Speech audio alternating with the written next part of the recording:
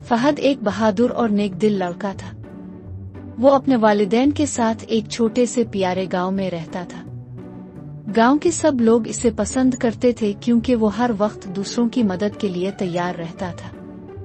इसकी सबसे बड़ी खूबी ये थी कि वो जानवरों से बहुत मोहब्बत करता था, खास तौर पर घोड़ों से।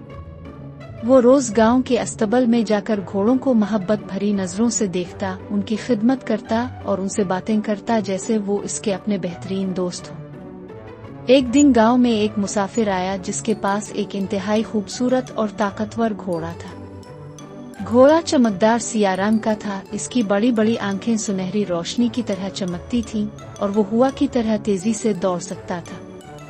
मुसाफिर ने गांव के लोगों को बताया, ये घोड़ा बहुत खास है, लेकिन ये किसी को अपने करीब भी नहीं आने देता।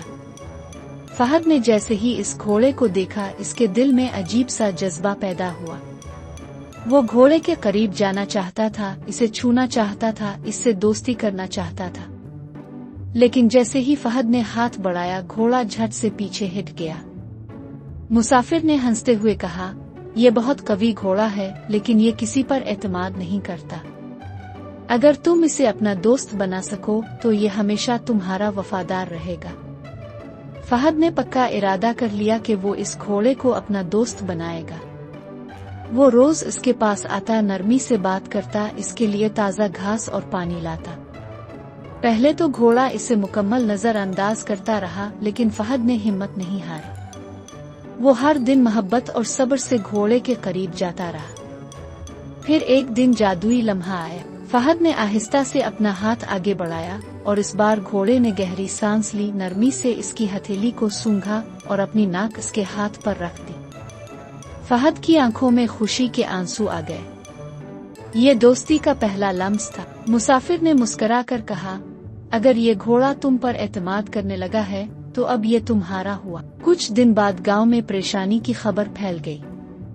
पहाड़ों के इस पार एक बहुत बड़ा दरिया था और वहां जाने वाले रास्ते पर एक बड़ा दरख्त गिर चुका था। इसकी वजह से कई मुसाफिर फंस गए थे। गांव के बुजुर्गों ने फैसला किया कि किसी को मदद के लिए जाना होगा, लेकिन रास्ता बहुत खतरनाक था।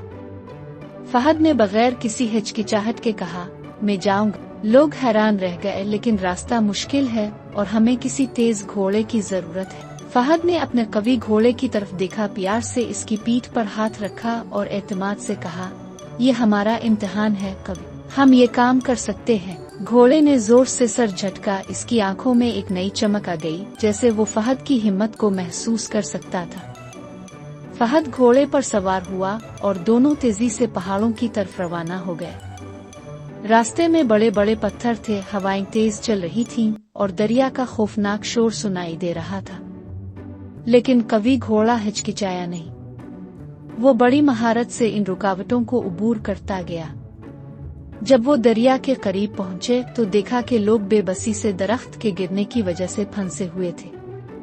फहद ने रस्सियां निकाली और कवि घोड़े की मदद से लोगों को महफूज रास्ता दिखाया। घोड़ा पानी में भी तवाजुन बरकरार रख सकता था, वो ताकतवर था, वो बहादुर था। आखिरकार सब लोग दरिया के पार पहुंच गए। जब वो गांव वापस पहुंचे तो सब ने खुशी से तालियां बजाईं। लोग फहद की बहादुरी पर हैरान थे।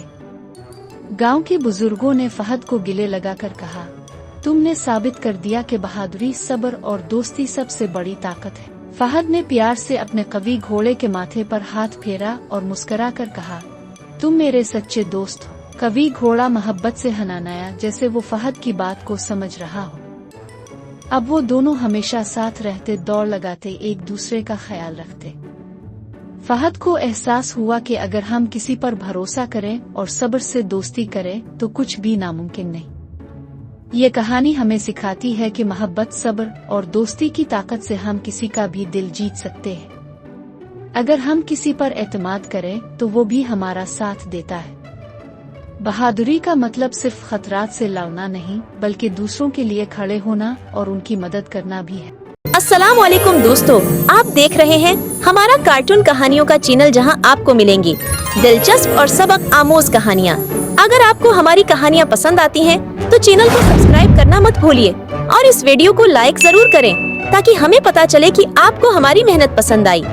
नीचे कमेंट करें और बताएं कि आप अगली कहानी में क्या देखना चाहते हैं। और हाँ, बेल आइकन दबाना ना भूलिए ताकि आपको हमारी नई वीडियोस की इत्तला सबसे पहले मिले। मिलते हैं अगली कहानी में, तब तक के लिए अल्लाह हाफिज।